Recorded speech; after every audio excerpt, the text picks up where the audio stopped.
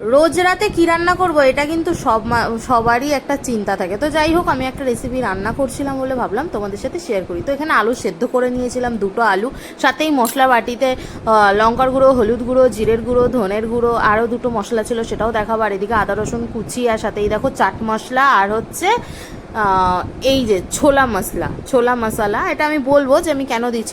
আমি কি ছোলা রান্না করব না, আমি ছোলা রান্না করছি না।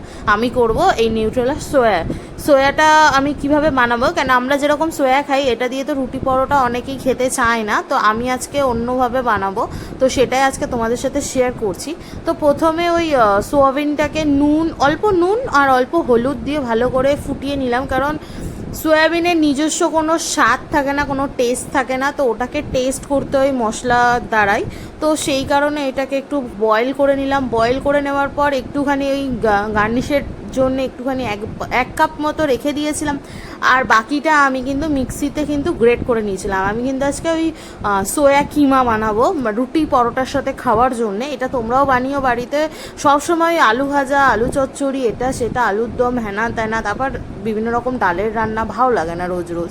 তো ভাবলাম এটাই বানাই। তো তারপর দেখো এখানে তেজপাতা আর গোটা গরম মশলা আর শুকনো লঙ্কা ফোড়ন দিয়ে দিয়েছিলাম। তোমরা চাইলে গোটা জিরেও দিতে পারো, আমার কাছে ছিল না ওই রাত্রেবেলা, তার জন্য আমি দিইনি। তো তারপর ওর মধ্যে পেঁয়াজ কুচি দিলাম একে একে, মানে যা যা লাগে সব কিছুই দিয়ে দিয়েছি যেগুলো করেছি।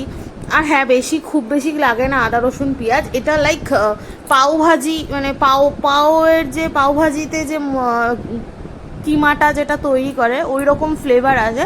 এবার যেহেতু পাওভাজির মশলা আমার কাছে ছিল না, তো সেই কারণে কিন্তু আমি ওই ছোলা মশলা এভারেস্টের ওটা আমি ইউজ করেছি। ওটাতেও কিন্তু টেস্ট যে এমন না যে খারাপ আসে, ওটাতেও কিন্তু ভালো টেস্ট আসে। তো তারপর দেখো আমি এই পেঁয়াজটা আর আদা রসুন ভালো করে ব্রাউন করে ভেজে নেওয়ার পর আমি এই টমেটোটা দিয়ে দিয়েছি। টমেটোটা দেওয়ার পর ওটাকে একটু নরম হওয়ার জন্য দেওয়ার সাথে সাথে আমি এই আলুটা কিন্তু এই আলু কাবলির যেরকম আলু হয় ওরকম কিন্তু ভালো করে সেদ্ধ করে নিতে হবে, কারণ এই কিমাতে কিন্তু আলু যাতে দেখা না যায়, ওই জন্য ভালো করে এটাকে কিন্তু স্ম্যাশ করে নিয়ে তারপর কিন্তু তরকারিতে দিয়ে দিতে হবে। তুমি দেখতেই পাবে আলু কিন্তু খুব একটা বোঝা যাবে না। তারপর ওই যখন টমেটোগুলো নেতিয়ে আসবে তখন এই মশলাটা দিয়ে ভালো করে নাড়াচাড়া করে নিয়ে তার মধ্যে একটু জল দিয়ে ভালো করে মশলাটাকে মধ্যে কথা কষিয়ে নিতে হবে। তো তারপরে এইসব রান্না আমি কিন্তু কোথা থেকে শিখিনি।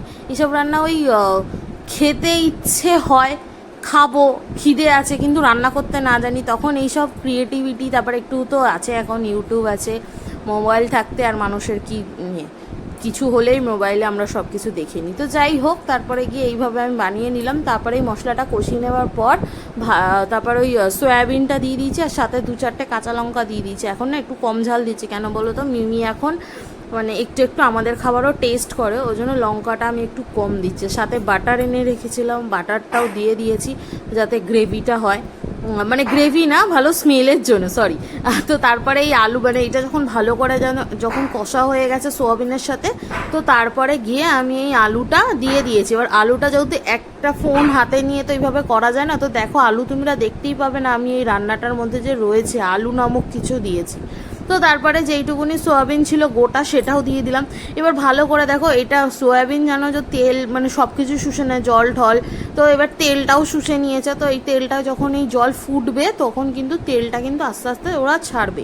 তো তারপরে দেখো আমি এখানে 1 বাটি না, আমি এখানে 3 বাটি জল দেওয়ার পর দেখো আস্তে আস্তে কিন্তু হালকা হালকা তেল ছেড়েছে। হ্যাঁ, তো আমি এখানে কিন্তু ভালো কথা, আমি কিন্তু এখানে লঙ্কার গুঁড়ো কাশ্মীরি লঙ্কার গুঁড়ো ইউজ করিনি, তোমরা কিন্তু ইউজ করবে।